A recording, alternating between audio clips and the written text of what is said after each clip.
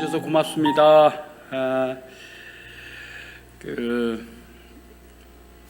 이제 저희가 도미니카 공화국 오전에 지금도 목사님 계속 말씀하셨는데요.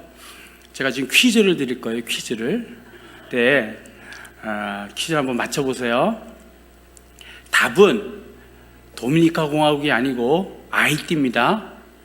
제가 질문하면 답은 아이티예요. 아이티라고 답해 주시면 돼요. 네. 흑인 최초의 독립국가가 어디입니까? 똘똘하십니다. 아이티입니다. 네. 2010년에 지진이 나서 수십만 명이 죽은 나라가 어디입니까? 똘똘하십니다. 아이티입니다. 네. 도미니카, 저희가 살기는 도미니카에 살아요. 그런데 대부분의 사역은 아이티 분들과 함께하는 사역을 하고 있어요. 그래서 근데 아이티가 말씀드린 것처럼 흑인들의 첫 번째 독립국가가 아이티라고 했잖아요. 그러면 흑인들 이러면 아프리카에 있을 것 같은데, 그죠? 흑인 최초의 독립국가가 아프리카에 있을 것 같은데 아메리카에 있단 말이에요. 아이티 공화국은 굉장히 독특한 나라예요. 굉장히 독특한 나라. 그 얘기를 제가 조금 이렇게 해드릴 텐데요. 이제 지도에 보면 도미니카 공화국과 아이티 공화국이 같은 섬나라에 있어요. 오른쪽이 도미니카 3분의 2가, 왼쪽이 아이티. 같은 섬나라에 두 나라가 이렇게 있는 거예요. 근데 왜 이 카리브해, 아메리카에 흑인 최초의 독립국가가 있냐면 이 그림 때문에 그래요. 이게 뭐 같아요? 우리가 얘기하는 노예들이에요. 유럽 사람들이 아프리카에 사는 사람들을 돈 벌기 위해서 저렇게 잡아가기 시작했어요. 몇백 년 동안. 아주 사람으로서는 할 수 없을 것 같은 일인데 저런 일들을 수백 년 동안 저렇게 했어요. 그 뒤에 밑에 그림 보면 배 타는 거 보잖아요. 사람을 저렇게 할 수 있나 싶을 정도로 그냥 가축 다루듯이 그렇게 사람들을 실어 날랐습니다. 저 당시에 사람들 저렇게 실어 나르면 저게 다 돈이었었어요. 그래서 그 다음 그림 보시면요, 이게 아프리카의 세네갈이라는 나라에 가면 고래섬이라는 데가 있어요.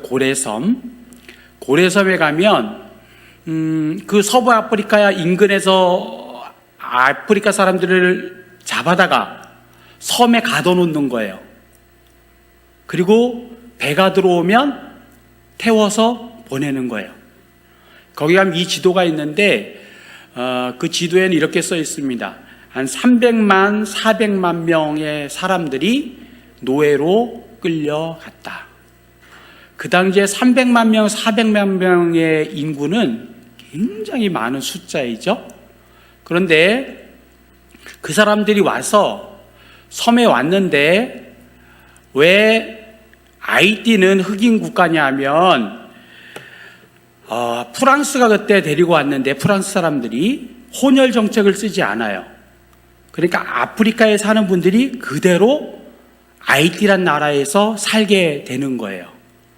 그러니까 지금도 대부분이 흑인들이고 프랑스어를 쓰고 아프리카에서 가져온 크레올이라는 언어를 씁니다.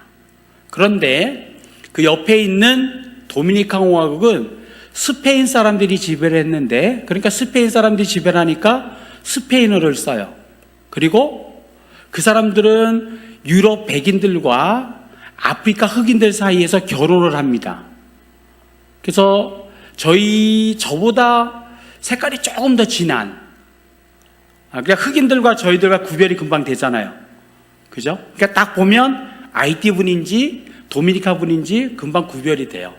그리고 말도 다르죠.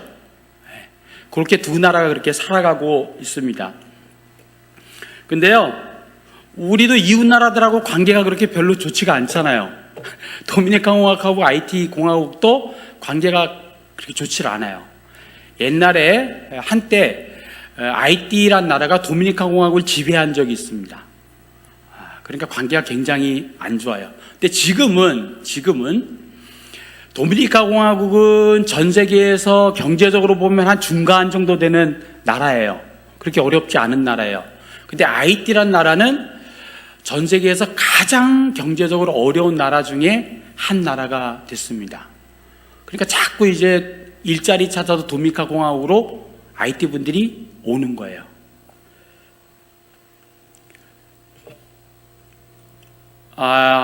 최근에 한국의 세계 뉴스에서도 아이티에 대한 이야기가 자주 나오거든요. 여러분 들어보셨겠지만 몇 년 전에 대통령이 집에 자다가 암살당했어요. 지금까지 대통령이 없어요. 그 나라가 거의 무정부 상태예요. 그러니까 지금은 갱단을 뭐라 그럴까요? 갱단들이 나라의 80%를 뭐 이렇게 영향을 주고 있다라고 할 정도로 거의 무법천지예요. 무법천지. 그러니까 힘 있는 사람이 그냥 모든 걸 할 수 있는 그런 나라가 지금 아이티예요. 근데 대통령 뽑을 기구도 없고 지금 뭐 정치적으로는 전혀 지금 어떻게 해결책이 없는 나라가 아이티란 나라입니다. 그러다 보니까요, 작년 여름부터 도미니카 공화국에서 대통령이 바뀌면서 도미니카 공화국에 살고 있는 아이티 분들을 그냥 추방하기 시작했어요. 근데 작년 한 해에만 17만여 명, 올해는 더 많이 되는 것 같아요. 근데 저기 사진 보시면 그냥 길거리 지나가다가 아이티 분들 보면 태워요. 그리고 추방해버려요. 근데 얼마나 공포스럽냐면 처음에는 저렇게 시작했는데 지금은 몇 개월 전에는 저희 교회 중에 한 곳이 예배 드리는데 차가 와서 예배 드리던 사람들 다 잡아간 적이 있습니다. 최소한 교회까지는 안 들어왔었거든요. 이게 지금 그것조차도 없어진 거예요. 그리고 산부인과에 와서 산모를 데려간다는 소문까지도 있습니다. 그러니까 지금 도미니카에 사는 아이티 분들은 극도의 불안감 속에 살아가고 있는 겁니다. 그분들이 지금 저희와 계속 함께하는 분들입니다. 이게 텅 빈 집들이 있잖아요. 이 집들이 보통 도미니카에 사는 아이티 분들이 이런 집에서 많이 사세요. 판잣집인데 한 집에 들어가면 한 평이나 한 평 반 정도 됩니다. 근데 요즘에 저렇게 텅 빈 집들이 굉장히 많습니다. 그만큼 많이 추방됐기 때문에 그렇습니다. 이 그림이요, 저희 사역의 시작을 알리는 그림이기는 한데요. 사실은 하나님이 우리 기도에 대한 응답에 대한 사진이기도 합니다. 첫 번째로 저 텐트 치고 있는 사람들 보이잖아요. 저희가 여기서 이제 한국에 살다가 2008년에 도미니카 공화국을 갔거든요. 2008년. 그때 저희 아는 목사님이 도미니카 공화국에 선교사가 필요하다는 얘기를 들으시고 저에게 이메일을 보내신 거예요. 기도해 봤더니 우리 가정이 가는 게 어떻겠냐. 근데 그 전에 물론 저희도 선교 현장에 대한 마음을 하나님이 주셨었습니다. 그래서 제가 먼저 토요일이었는데 제가 이메일을 먼저 받고 아내가 퇴근하길래 이런 이메일 받았다 어떻게 할래 그랬더니 아내는 제가 가면 가야죠 이렇게 됐고, 그 당시 중학교 1학년이었던 제 아들 하나인데 아들이 왔길래 엄마 아빠가 이렇게 됐는데 어떻게 할래 그랬더니 그 아들도 엄마 아빠 가면 가야죠 이렇게 된 거예요. 그래서 도미니카 공화국을 간 거예요. 굉장히 간단하죠. 그런데 하나님이 꼭 이렇게 한번 확인 절차를 걸치시는 것 같아요. 토요일날 그 일이 있었는데 월요일날 제가 그 당시에 월드비전이라는 곳에 다니고 있었거든요. 갔더니 월드비전에 북한 사업팀이 있습니다. 제가 사실 북한에 관심이 좀 있었어요. 근데 월요일날 갔더니 북한 사업팀에 가서 좀 일하는 게 좋지 않겠냐고 제안을 받았습니다. 근데 갑자기 두 가지가 된 거예요. 도미니카로 갈 거냐, 북한 사업팀으로 갈 거냐. 그러면 저희는 그때마다 기도하잖아요. 주여, 어디로 갈까요? 근데 하나님 뭐라고 그러셨겠어요? 도미니카 공화국이다 라고 얘기하지 않으시잖아요. 그죠? 보통 그때 하나님은 침묵하십니다. 근데 저는 결정은 해야 되니까요. 그래서 그 당시 제가 섬기던 교회 담임 목사님이 가서 여차저차해서 두 가지가 있는데 어디로 갈까요? 그랬더니 목사님이 아주 좋은 제안을 하셨어요. 그 교회가 그 당시에 창립 18주년 됐던 해인데 20주년 기념이 되면 우리 가정을 그 교회 파송 선교사로 보내줄 테니 2년 뒤에 선교사로 가라는 거예요. 아주 좋은 제안이죠. 근데 갑자기 길이 세 가지가 된 거예요, 이제.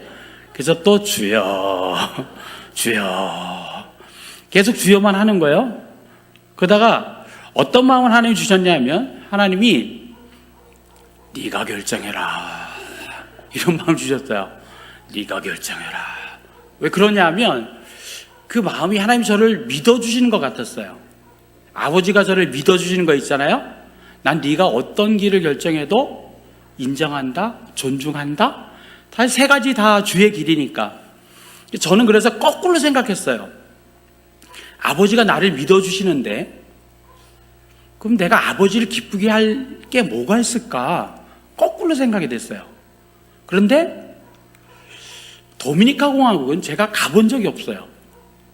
거기 아는 사람이 한 명도 없어요. 그래서 가야 되겠다. 왜냐하면 그래야 아버지의 사랑을 더 많이 느낄 수 있겠다. 아버지의 살아계심을 더 많이 경험할 수 있겠다. 이런 생각이 들었어요. 그럴 것 같죠? 그런데 그런 결정하기 쉬운 건 아닌 것 같죠? 그러니까 하나님이 은혜가 있는 거예요.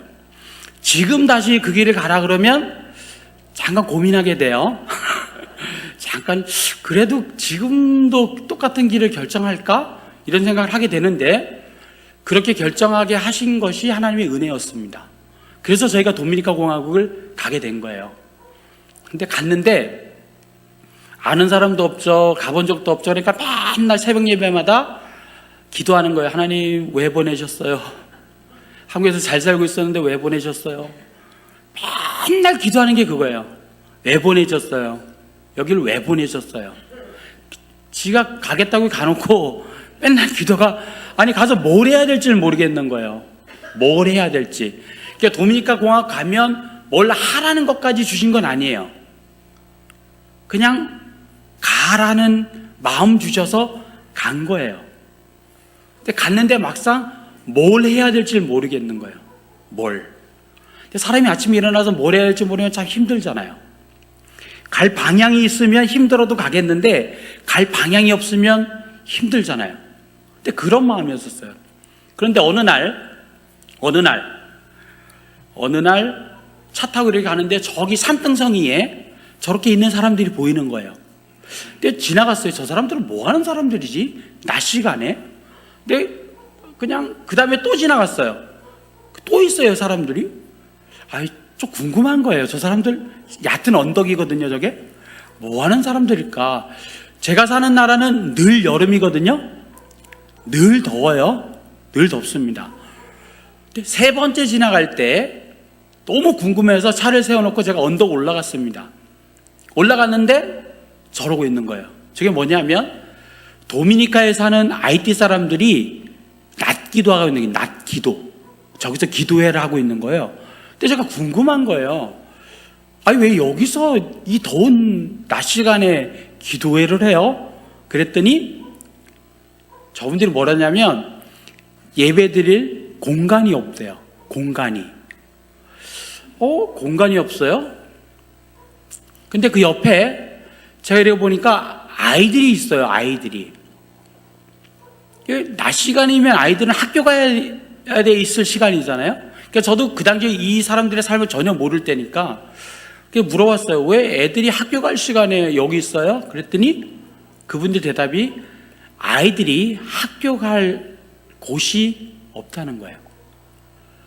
근데 전날 제가 이렇게 저 언덕을 내려오면서 이런 기도를 했습니다. 하나님, 최소한 예배드릴 공간은 있었으면 좋겠습니다. 하나님, 최소한 아이들이 공부할 기회는 있었으면 좋겠습니다. 그래서 이제 그 다음날부터 아내랑 그냥 막 쫓아다닌 거예요. 저분들 예배할 공간하고 아이들 공부할 수 있는 공간을 찾으러. 그래서 찾은 게 그 밑에예요. 그래서 첫날 저 아이들 공부방이 이제 시작이 해서 40몇 명이 와서 공부방이 저렇게 시작이 된 겁니다. 그리고 저기서 예배를 드렸고요. 물론 예배는 한 달 뒤에 쫓겨났습니다. 도미니카 공화국에서 IT 예배를 드리는 게 너무 시끄럽다고 나가라는 거예요. 그래서 고소당했었습니다. 그래서 법원에 가서 합의하고 한 달 뒤에 예배는 안 드리겠다. 최대한 공부방 아이들은 조용히 시키겠다. 그래서 공부방은 저기서 3달 하고 장소 옮겼습니다. 그래서 하나님이 저 일을 우리 기도의 응답이라 그랬잖아요. 하나님 뭐 해요? 왜 여기 보내셨어요? 라는 기도의 응답이 이 사진입니다. 그 뒤에 어떤 일들이 있어졌냐면요. 저희가 지금 하는 사역이 저희가 이름이 저희 교회 이름이 석병교회인 것처럼 저희 법인 이름은 희망찬 미래예요. 오늘 아침에 목사님이 그 위로라는 찬양인가요? 거기가 예레미야 29장 11절 말씀인데 저게 하나님이 가장 절망적인 상황에 있던 이스라엘 백성들에게 하신 약속이 내가 너희를 향한 계획이 절망이 아니라는 거예요. 희망이 가득한 미래라는 거예요. 저는 IT 분들의 상황이 정말 절망적이거든요. 여기에 무슨 희망이 있을까 싶은데 그들 향한 하나님의 계획은 저는 희망이 가득한 미래라고 믿습니다. 그래서 우리 법인 이름 희망찬 미래라고 한 거예요. 우리 희망찬 미래가 하는 게 뭐냐면요. 복음을 전하는 거예요. 도미니카 공화국에 사는 IT 사람들 주로에게 복음을 전하는데 교회 없는 마을만 찾아가서 저희가 복음을 전합니다. 그리고 교회 없는 마을에 하나님이 허락하시면 교회를 개척하는 거예요. 제가 한국에서 있다가 선교지 가서 가장 많이 생각이 바뀐 것 중에 하나가 뭐냐면 교회에 대한 거예요. 교회. 우리가 너무 익숙한 이 교회. 교회가 엄청나구나라는 것들을 시간이 지나면 지날수록 느끼고 고백하게 됩니다. 야, 교회가 보통 공동체가 아니구나. 이 교회라는 것이 엄청난 비밀을 가지고 있구나. 야, 이 교회 대단하다. 사실 한국에 있을 땐 교회에 대해서 그렇게 깊이 생각해 보지 않은 것 같아요. 성경이 있다 보니까 점점 더. 그리고 또 하나, 복음에 대해서요. 복음. 야, 이 복음이 놀랍다. 정말 놀랍다. 그래서 사도 바울이 편지 쓸 때 이런 기도 편지를 해요. 내가 복음의 그 비밀을 더 깊이 알기를 원한다. 이 복음의 비밀을 알면 알수록 우리의 삶이 변화되는 것 같아요. 그래서 어쩌면 저 이럴 생각을 할 때 있어요. 아, 내가 아직도 복음의 비밀을 많이 모르는 것이 있을 수 있겠다. 복음이 주는 그 풍성함을 우리가 정말 알지 못하는 것들이 아직도 많이 있겠구나. 복음이 다 되는 거예요. 복음이 전부예요. 복음 주는 게 전부 주는 거예요. 저는 그렇게 믿습니다. 그래서 계속, 왜냐하면 또 사도행전 보면요, 이 복음의 열매가 교회예요. 1차, 2차, 3차 할 때 계속 복음 전하고 나면 뒤에 교회가 시작되었습니다. 그리고 계속 쓰는 게 교회 편지를 쓰잖아요. 교회는 이제 우리가 알듯이요, 세상으로부터 부름을 받은 게 교회잖아요. 근데 거기서 끝난 게 아니고 다시 세상으로 보내심을 받은 게 교회잖아요. 그죠? 그래서 교회가 할 일은요, 예수님이 하신 일을 알려야 되죠. 그리고 교회는 예수님이 하신 일을 해야 되는 거예요. 언제까지요? 예수님 다시 오실 때까지요. 그러니 교회가 얼마나 귀한 거예요. 시간이 지나면서 이 교회에 자리 지켜주는 것, 이것이 얼마나 귀한 일인지 몰라요. 그래서 어떤 선교학자는 이렇게 얘기했어요. 선교 없는 교회는 교회가 아니고 교회를 개척하지 않은 선교는 성경적 교회가 아니다. 선교 없는 교회, 교회 없는 선교 다 생각해 봐야 된다는 거예요. 그만큼 중요합니다. 저희가 그 교회 없는 마을에 교회 개척해서 지금 94개 교회가 예배하고 있거든요. 처음에 이제 아내랑 저랑 차 끌고 길 따라 가는 거예요. 길 따라 가면서 동네가 나타나면 물어봐요. 여기 IT 사람들 살아요? 안 산다 그러면 통과. 산다 그러면 그 다음 질문이 뭐냐면 그럼 여기 IT 교회 있어요? 있다 그러면 통과. 없다 그러면 내려요. 내려서 그 지역을 다니는 거예요. 그런 식으로 계속 교회 없는 말을 찾아다녀요. 근데 지금은 너무 감사한 게 그렇게 한 교회 하다가 지금 94개 교회가 된 거예요. 올해 지금 12월이잖아요. 올해 교회 개척된 곳이 10곳입니다. 사실은 작년보다는 많이 줄었어요.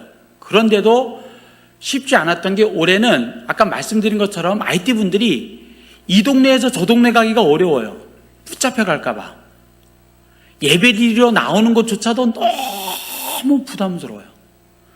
예배드리다가 아까 잡혀갔다고도 얘기했잖아요. 예배드리러 오고 가다가도 언제 잡혀갈지 모르기 때문에 교회 없는 마을 찾아서 나간다는 것이 정말 쉽지 않은 상황이에요. 그럼에도 불구하고 우리 동역자분들이 그 복음 때문에 생명 주려고요. 복음 주는 건 다 주는 거니까요. 그래서 부지런히 다녀서 10교회가 올해도 개척이 된 겁니다. 이 교회가 있잖아요. 교회를 저희가 한 곳 이렇게 하다 보니까 기도 제목이 생겼어요. 하나님, 그거는 우리만 하는 건데 우리가 아니라 IT분들이 교회를 개척하면 좋겠다. 교회는 생명체이기 때문에요. 생명체는 생명을 낳아야 돼요. 그래서 교회를 낳아야 됩니다. 언제까지요? 주님 다시 오실 때까지요. 그래야 교회는 지속해요. 교회는 할 일이 있기 때문에 해야 될 일이 있는 소명 공동체이기 때문에 계속 교회를 낳아야 됩니다. 우리로 표현하면 계속 전도해야 되고요. 선교해야 되는 거예요. 계속 주님 다시 오실 때까지. 이거는 뭐 타협할 수 없는 거예요.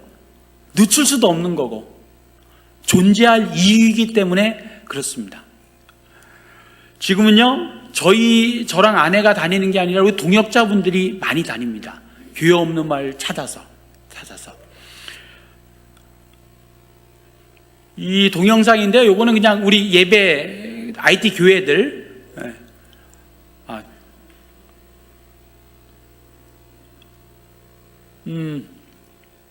이런 찬양단들이 많아요. 그리고 아프리카 문화가 그대로 있습니다. 저기서 좀 더 흥이 나면 막 빙빙 돌고 이렇습니다. 우리 교회 중에 하나, 이 마라나타 교회라는 데인데 굉장히 사람들 많죠. 이 예배당을 처음에 졌을 때는 이 강대상에 한 여기서 여기까지 요 정도 크기였거든요, 교회가. 그런데 이분들 스스로 지금 여기 예배당 뭐 비슷한 크기일 것 같은데 이 정도의 예배당을 그들 스스로 건축했습니다. 보통이 아니죠. 제가 말씀드렸죠. 이분들 경제적으로 정말 어려운 분들입니다. 그런데 그분들 스스로, 이건 굉장히 선교지에서 흔치 않은 일들이 일어나고 있습니다. 이 교회는요, 새생명교회라는 데인데 여기는 자기네들이 2층으로 지금 짓고 있습니다. 제가 이 모습 보는 게 얼마나 아름답냐면요, 물론 건축 기간은 몇 년 걸려요. 왜냐면 조금씩 하니까. 몇 달 전에 갔는데 요 사진 찍을 때만 해도 바닥이 흙바닥이었거든요. 근데 몇 달 전에 갔더니 성도 한 40-50명 이상 되는 것 같아요. 밑에 바닥 하느라고 성도들이 다 모여가지고, 여성교회는 밥 준비하고 청소년들은 집 나르고 하는 모습들이 전 너무 아름답더라고요. 참 귀하다. 정말 귀하다. 그렇게 벽돌 한 장 한 장씩 이분들이 쌓아가고 있습니다. 저희는 첫 번째 그렇게 교회 없는 마을에 복음 전하고 교회를 개척하는 일을 하고 있고요. 두 번째는 아까 말씀드린 것처럼 학교를 못 가는 IT 아이들이 굉장히 많이 있어요. 그 아이들을 교회에서 학교를 하는 거예요. 교회에서. 엄청 이쁘죠? 네. 수업하는 장면입니다. 저희가 지난 학기까지는 저렇게 공부하는 아이들이 한 600여 명 정도 됐었거든요. 근데 올해 9월 학기부터는 400여 명으로 줄었어요. 못 나와요. 그리고 그만큼 많이 추방됐고. 아주 분위기가 저희가 간 이후로 가장 쉽지 않은 분위기입니다, 지금. 우리 말하면 학급 단체 사진이에요. 예. 요런 한 학급 아이들 한번 얼굴도 보세요. 진짜 잘생겼어요. 예. 이제 우리 IT 분들 보다가 한국 분들 보면 평면 TV 보는 것 같아요. 굉장히 달라요. 전에 한국에 있을 때는 제가 외국 분들을 많이 못 봐서 잘 몰랐는데, 외국 분들이 한국 분들 구별 못한 이유가 있겠구나, 그런 생각이 들 때가 있어요. 저기는 막 울퉁불퉁한 게 다 잘생겼습니다. 이 아이들이 사실은 이 교회에서 이 공부방을 하지 않으면 오갈 데가 없잖아요. 공부할 데가 없잖아요. 집에만 있어야 되는 아이들이에요. 근데 누군가의 도움으로, 누군가의 기도로 수백 명이 지금 공부하고 있는 겁니다. 귀한 일이죠. 이제 이런 학급이 지금 40여 학급이 공부하고 있는 겁니다. 우리 장점이 있어요. 매일 성경 이야기도 들려주고요. 시설은 뭐 이렇게 공립학교에 하기 어려운 상황이지만 저희들의 장점이 있어요. 매일 성경 한 구절씩 외우고 성경 말씀 들려줘요. 우리만이 가지고 있는 장점입니다. 좋대요. 제가 사진을 길을 딱 댔더니 저게 감사하는 의미인지 좋다는 의미인지 하여튼 저렇게 이쁩니다. 그리고 요거는 이제 요 사진만 도미니카 아이들이에요. 도미니카 유치원이거든요. 이 사역은 이제 아내가 처음 시작한 사역이에요. 저기는 유치원도 있고 뭐 지역 주민들 위한 프로그램도 여러 가지 하는 그런 사진이고요. 그리고 세 번째 저희가 하는 거는 하나님 나라를 위한 일꾼을 훈련하는 거예요. 일꾼을. 그 위에 있는 끼사 비지용 위에 이게 끄레올인데요. 당신의 소원이 뭐예요? 이런 거예요. 제 끼사 비지용 위에. 그 밑에 있는 사진에 있는 분들은 저희가 제자 훈련을 하는데 지금 한 30여 곳 장소에서 300여 명이 제자 훈련 과정이 3년입니다. 일주일에 한 번 모이는데 3시간씩 모이는데요. 근데 아까 제가 말씀드린 선교제에 있으면서 많이 생각이 바뀌고 있는 것 중에 하나가 교회라고 그랬잖아요. 또 하나 단어가 있어요. 제자예요. 제자 훈련. 한국에 있을 때도 제자 훈련이 이론적으로 동의가 됐죠. 그래, 필요해, 중요해 라는 정도였는데 지금은 시간이 지나면 지날수록 느끼고 고백하는 게 뭐냐면 제자 훈련은 결론이구나, 이런 생각이 돼요. 이게 결론이에요. 선교리 가서 할 일이 뭐냐? 오늘 말씀 그대로 제자 삼는 거예요. 그 첫 번째는 뭐냐면 가는 거예요. 가는 거. 가서 제자 삼는 거예요. 그래서 보시면요, 이 제자 훈련 곳곳에서 하는 제자 훈련 장면이에요. IT 분들이 이 제자 훈련을 사실은 하게 된 게 저희도 그렇게 오래 안 됐어요. 왜 안 됐냐면 저희는 제자 훈련 하려고만 하면 제자 훈련 할 수 있는 교재가 많이 있잖아요. 그런데 IT 분들이 사용하는 IT 끄레올로 되어 있는 제자 훈련 교재가 없습니다. 몇 개 없는 게 아니라 없습니다. 그래서 하나님이 저에게 미리 주신 선물이 있어요. 미리 주신 선물. 저희가 이 IT 분들 섬기기 시작하면서 IT 교회가 말씀 위에 선 교회가 됐으면 좋겠는데 방법이 없어요. 교재라는 게 아예 없으니까. 그래서 하나님이 좋은 교재를 번역할 수 있는 저에게 그런 기회를 허락해 주셨어요. 그래서 20몇 권을 저희가 번역을 하게 하셨고요. 정말 좋은 교재입니다. 그리고 제가 몇 해 전에 몸이 아팠었어요. 근데 몸이 아픈데 어떤 거냐면 막 그냥 뛰다가 보니까 어느 날 갑자기 푹 꺼진 거예요, 사람이. 어제와 오늘 제가 아닌 것. 더 이상 달릴 수도 없고 달릴 힘도 없고 달리고 싶지도 않고 이런 상황이 됐어요. 그러다 보니까 어떤 생각이 들었냐면, 선교지에서 철수해야 되나? 이 정도까지 몸이 안 좋았던 적이 있어요. 그때 많은 생각을 하게 됐어요. 그러면서 그 중에 생각이 하나가 뭐냐면, 선교지를 떠나게 될 때가 올 텐데 내가 무엇을 선교지에 남겨야 될 것인가라는 거였었어요. 아주 깊은 고민이었습니다. 그때 하나님이 사도행전 말씀을 통해서 답을 주셨어요. 사도행전 20장 32절 말씀이 이건데요, 결론은 하나님과 하나님의 은혜의 말씀이라는 거예요. 하나님과 하나님의 은혜의 말씀만 남기면 된다는 거예요. 이게 사도 바울이 에베소 교회 리더들 떠날 때 한 소리거든요. 이제 사도 바울이 선교지에서 떠나면서 이제 더 이상 다시는 볼 수 없는 그런 상황이에요. 그래서 막 부둥켜 안고 울고 막 이런 상황이에요. 근데 사도 바울이 떠날 수 있었던 거는 뭐냐면, 물론 하나님의 부르심 소명이 있었고, 두 번째는 그들에게 하나님과 하나님 말씀이 있었기 때문에 가능한 거예요. 그것이 저에게 해답이었습니다. 그래서 그 다음부터는 더 IT 분들을 말씀으로 훈련하는 일을 저희가 하고 있습니다. 근데 이 교재가요, 저희만 있다 그랬잖아요. IT 교회에. 그래서 하나님이 또 다른 비전을 주셨어요. 내년부터는 이 교재를 IT 교회에 나누는 일들을 저희가 시작합니다. 놀라운 일이에요. 많은 교회들이 이 교재에 관심이 있어요. 근데 사실은 저희는 저 교재는 저희가 개척한 교회에 사용하려고 번역하고 쓴 교재였었어요. 근데 하나님은 미리 주신 선물이에요. 다른 교회들이 이 교재에 대해서 너무 관심 있어 하고 부러워해요. 우리도 좀 나누어주고 사용하게 해달라고. 근데 우리가 그걸 허락하지 않았었어요.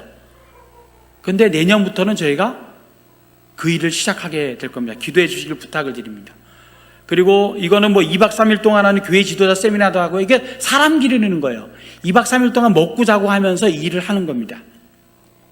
이거는요, 올 여름에 있는 IT 청소년 훈련이 한 달 동안 같이 모여서 먹고 자고 하는 거예요. 말씀 가르치고, 영어 가르치고, 컴퓨터 가르치고, 오후에 인간관계 훈련하고 한 달 동안요. 저 15명의 아이들이 선발해서 저희가 뽑았습니다. 그런데요, 그 옆에 하얀 옷도 입고 있는 분들 보이나요? 껑찍 뛰고 있는데, 그 선생님들인데, 저 친구들이 미국에 살면서 와서 한 달 동안 와서 가르쳤기 때문에 저 프로그램이 가능했어요. 그런데 이 프로그램을 통해서 이 청소년들에게 꿈이 생겼어요. 한 달 동안 훈련받고 갔더니 그 교회 가니까 다 선생님이 됐어요. 배운 거 그대로 자기보다 나이 어린 아이들에게 가르치는 거예요. 그게 제자훈련이에요. 근데 얼마나 이 마음이 있었냐면, 저 여자 선생님 한 분 보이나 모르겠는데, 저 선생님이 이제 살짝 일찍 가게 됐어요. 프로그램이 다 안 끝나게 될 때.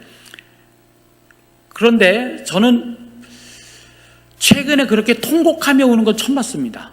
선생님이 먼저 간다고 했더니 저 청소년 아이들이요, 여자아이들은 주저앉아서 엉엉 우는 거예요.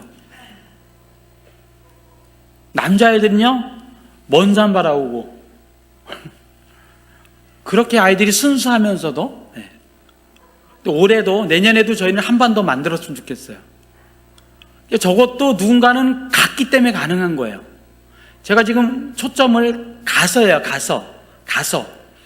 저희도 여기 살아도, 그런데 거기 갔기 때문에 이런 일들이 벌어지는 거예요. 이 일도 이 선생님들이 여기 왔기 때문에 일이 벌어지는 거예요. 예수 그리스도도 이 땅에 오셨기 때문에 일이 벌어지는 거예요. 그죠? 가는 거예요. 가는 거. 1번은 가는 겁니다.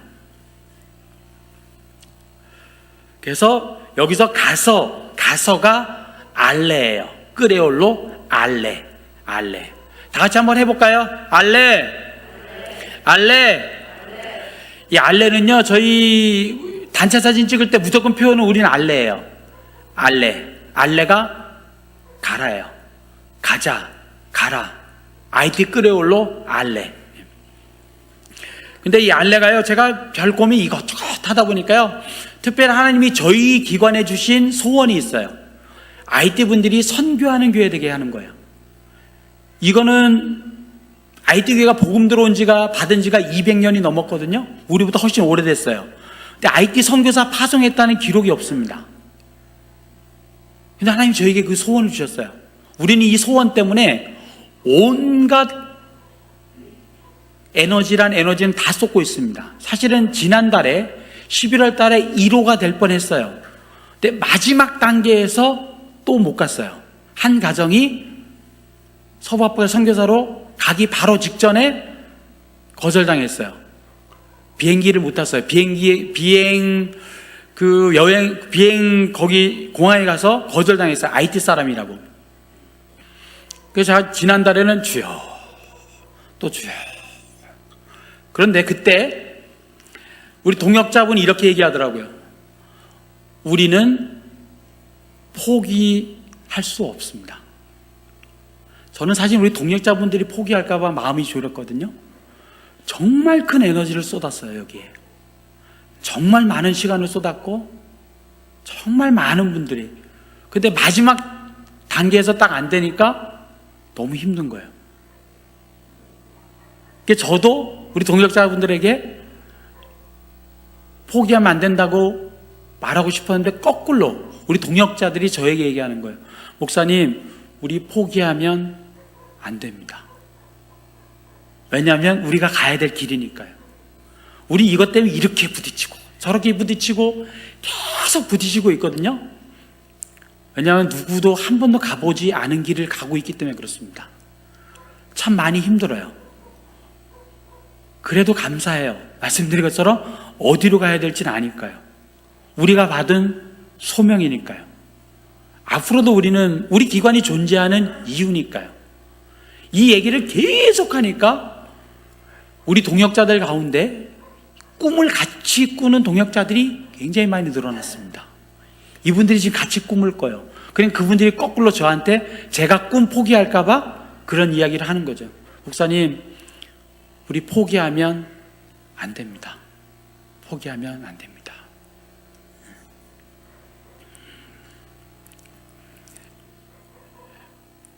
우린 동역자입니다. 동역자입니다. 하나님이 소원이 있잖아요. 하나님의 소원이 모든 사람이 구원받는 게 하나님의 소원이에요. 하나님의 소원은, 그래서 하나님의 소원을 이루시기 위해서 하나님의 대가를 치르셨어요. 그 소원은, 그래서 비전은 그래서 십자가입니다. 모든 걸 다 주셨잖아요. 하나님의 소원을 이루기 위해서 하나님은 가장 귀한 걸 주셨잖아요. 예수님은요, 하나님의 소원을 이루기 위해서 이 땅에 오셨잖아요. 그래서 죽기까지 순종하셨잖아요. 성령님은 지금 뭐예요? 그 하나님의 소원을 이루기 위해서 우리에게 계속 소원 주고 계신 거예요. 오늘도,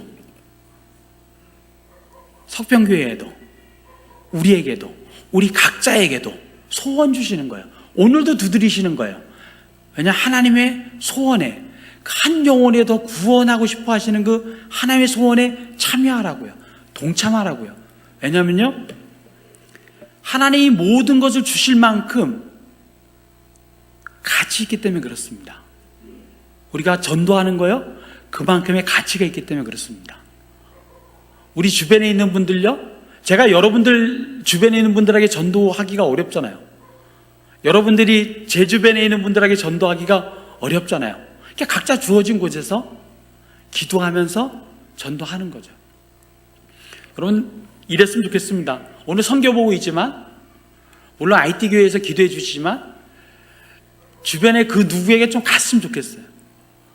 가는 거예요. 오길 기다리는 게 아니라 가는 겁니다. 이 말씀만 하고 마치겠습니다. 제가 최근에 말씀 이렇게 묵상하다가 가장 가슴에 턱 왔던 게 하나 있는데, 그게 뭐냐면, 주님, 그렇게는 못하겠습니다 라는 말이었습니다. 주님, 그렇게는 못하겠습니다. 누가 얘기했냐면 베드로가 이런 얘기를 한 거예요. 베드로가 어떤 장면이었냐면요, 이제 유대인에서 외국인으로 복음이 전해지는 그 과정에서 고넬료라는 사람이 나오잖아요. 이제 큰 전환점이 되는 거예요. 베드로는 어떻게 보면 뼛속까지 유대인인데, 그가 받아온 알고 있는 지식, 경험, 유대 법으로는 할 수 없는 거를 주님이 하라고 하니까 그때 하는 소리가, 주님, 저는 그렇게는 절대 못하겠습니다. 이렇게 얘기하는 거예요. 단계를 뛰어넘으려면 우리가 알고 있는 지식, 경험, 법, 그 모든 것을 뛰어넘는 것이 참 어려운 일이구나. 주님이 얘기하시는데도 주님 그렇게는 못하겠습니다라고 얘기할 정도니 이게 얼마나 어려운 일이에요. 그러면서 저를 돌아보게 되는 거예요. 나는 혹시 그런 일이 주님이 말씀하시는데도 주님 아닙니다. 무슨 말씀을 그렇게 하십니까? 라고 하는 게 있을 수도 있겠다. 그러니까 저는 요즘에 그 생각해요. 제가 그 넘지 못하는 제가 제 안에 갇혀서 제 지식 안에 갇혀서 제 경험 안에 갇혀서 넘지 못하는 그 복음의 비밀이 무엇일까를 저는 요즘 계속 그걸 묵상하고 있습니다. 우리가 그 벽을 넘었으면 좋겠습니다. 저 사람은 안 될 것 같아. 우리 스스로 판단하고 하는 부분이 있을 수도 있을 것 같아요. 우리 그 벽을 넘었으면 좋겠습니다. 갔으면 좋겠습니다. 다 같이 한번 알레하고 끝내겠습니다. 알레, 알레, 알레. 기도하겠습니다. 하나님